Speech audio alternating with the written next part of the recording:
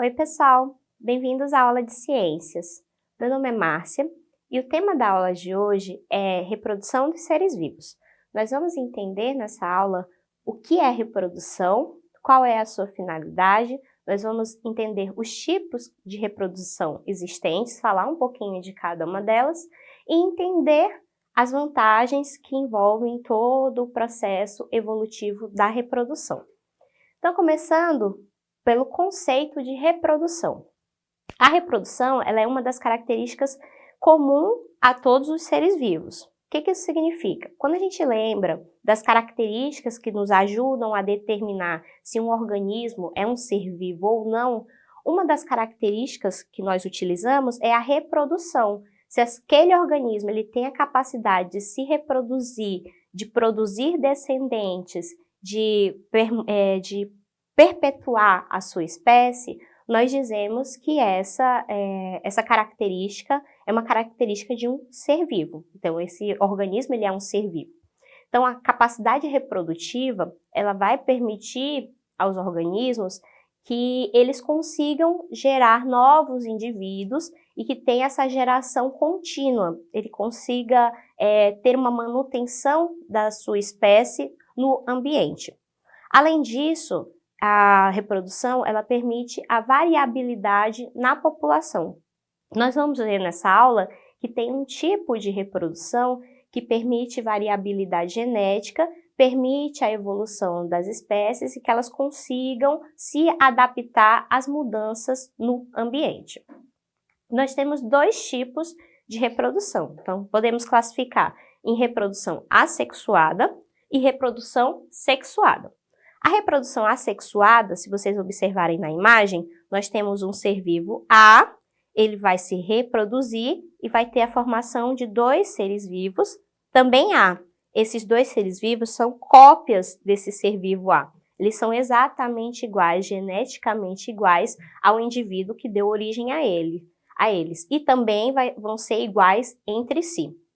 Se vocês observarem a imagem da direita, onde representa uma reprodução sexuada, nós observamos que nós temos um ser vivo A e um ser vivo B. Cada um desses seres vivos vão produzir gametas específicos desse ser vivo e a junção, a união, que nós chamamos de fecundação, vai dar origem a um novo ser vivo que nós classificamos ali como C, nós chamamos de C, porque ele é geneticamente diferente do ser vivo A e do ser vivo B. Ele é um indivíduo novo, totalmente diferente do A e B que deram origem a esse indivíduo. Então, vocês podem observar na imagem um exemplo de reprodução assexuada, que é a bipartição. Nós também podemos chamar essa reprodução de divisão binária, cisparidade ou fissão binária. Esse é um exemplo clássico que a gente utiliza para explicar a reprodução assexuada. Essa reprodução ela é comum em bactérias e em protozoários.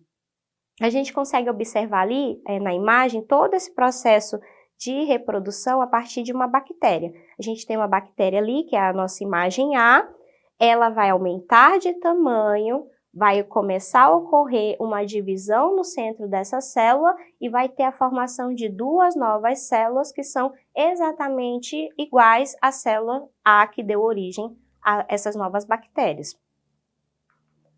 Na próxima imagem, nós observamos aqui outros exemplos de reprodução assexuada.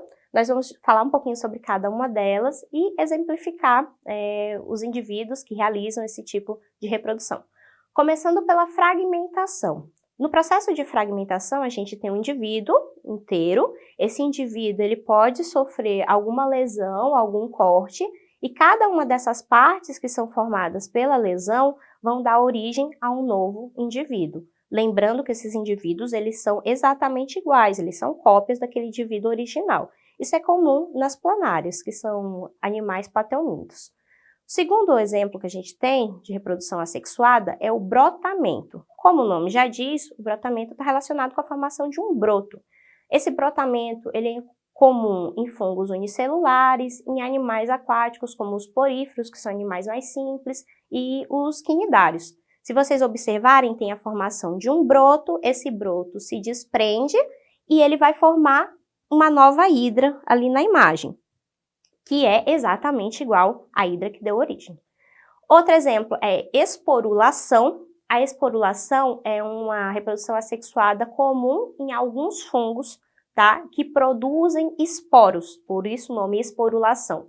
Esses esporos eles são formados através de divisões mitóticas e eles vão ser eliminados no ambiente para tentar se acomodar, tentar se fixar em novos substratos para que esses fungos continuem se reproduzindo, mas é uma reprodução assexuada. Nós temos ali o exemplo da partenogênese. A partenogênese, ela ocorre ali no exemplo nas abelhas. A gente consegue observar que nós temos a abelha rainha, que é uma abelha fêmea, e nós temos o zangão, que é macho. O que acontece? A abelha rainha, ela forma dois tipos de óvulos. Se o óvulo ele for fecundado por um espermatozoide produzido pelo zangão, a gente vai ter a formação de um novo indivíduo com variabilidade, uma reprodução sexuada. Mas pode acontecer de essa abelha rainha colocar, liberar um óvulo e esse óvulo não ser fecundado. Se ele não sofrer fecundação, ele se desenvolve e vai formar o que nós chamamos de zangão. Então, o zangão ele tem metade do material genético. Então, o zangão ele vai ser formado por esse processo de partenogênese. Quando o óvulo ele se encontra com o espermatozoide do zangão, aí sim nós vamos ter a formação das operárias e das rainhas.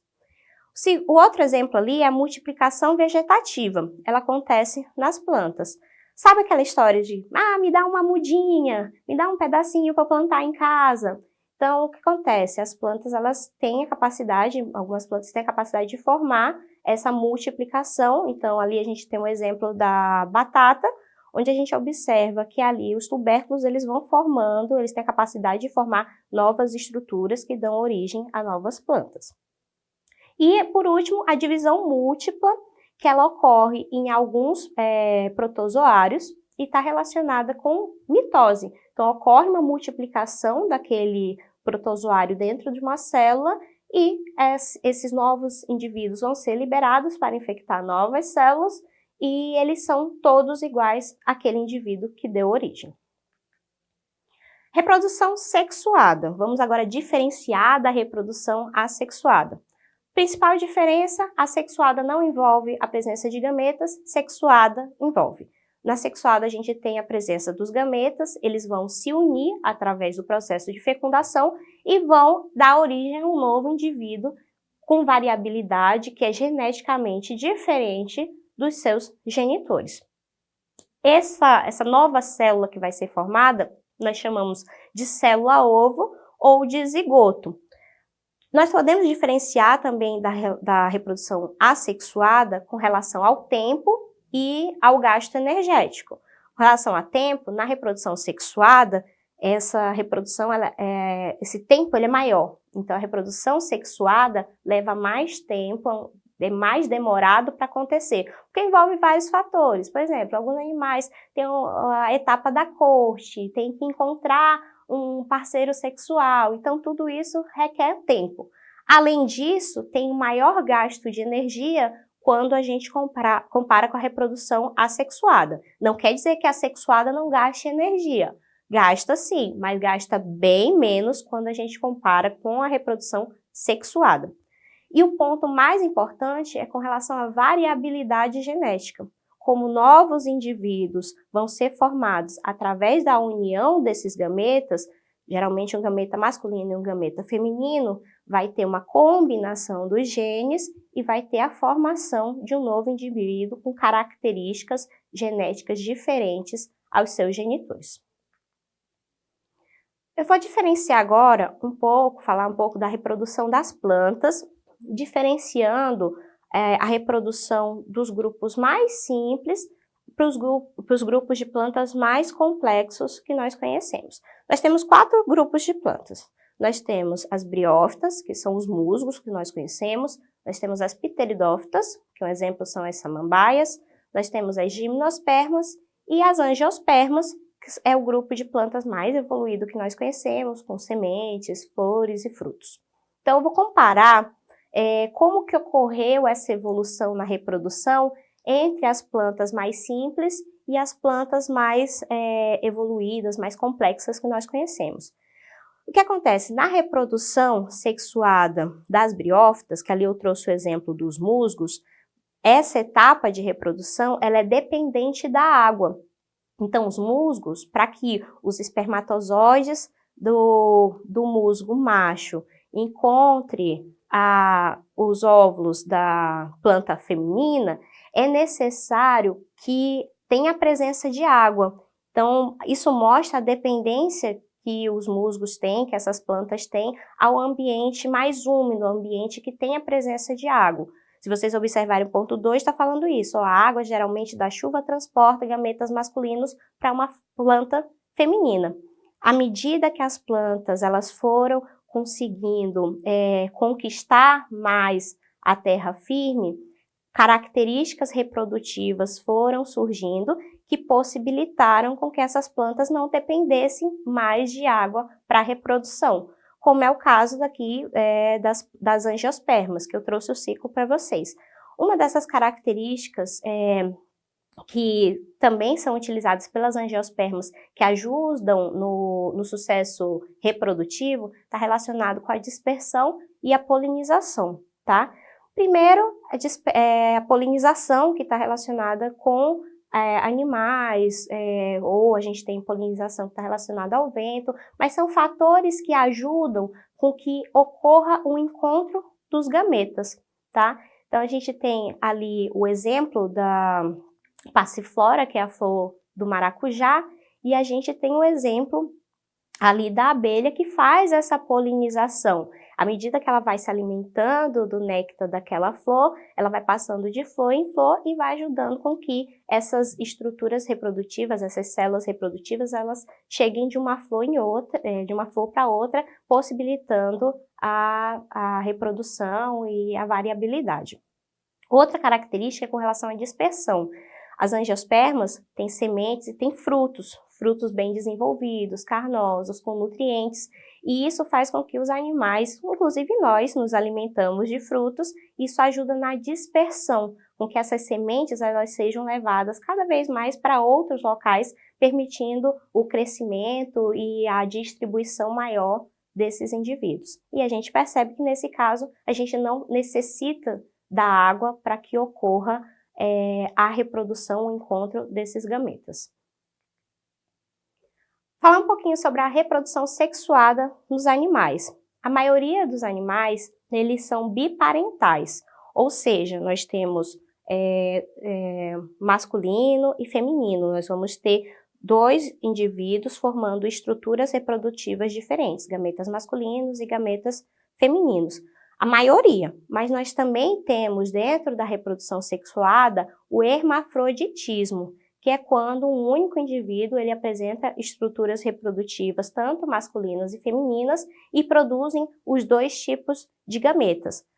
Ocorre autofecundação? Ocorre, mas não necessariamente. Pode ocorrer também, tem mecanismos que são utilizados para que não ocorra sempre a autofecundação, que é a fecundação cruzada. Se vocês observarem na imagem, a gente está observando ali minhocas, onde a gente tem duas minhocas diferentes, se cruzando, permitindo com que tenha uma fecundação cruzada e não tenha uma autofecundação.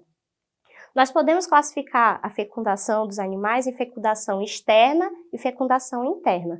A fecundação externa, ela vai ocorrer a liberação dos gametas fora, no ambiente, e o encontro deles vai ocorrer externamente ao corpo do indivíduo. Já na fecundação interna, ela ocorre internamente, dentro do corpo do indivíduo, esse encontro dos gametas.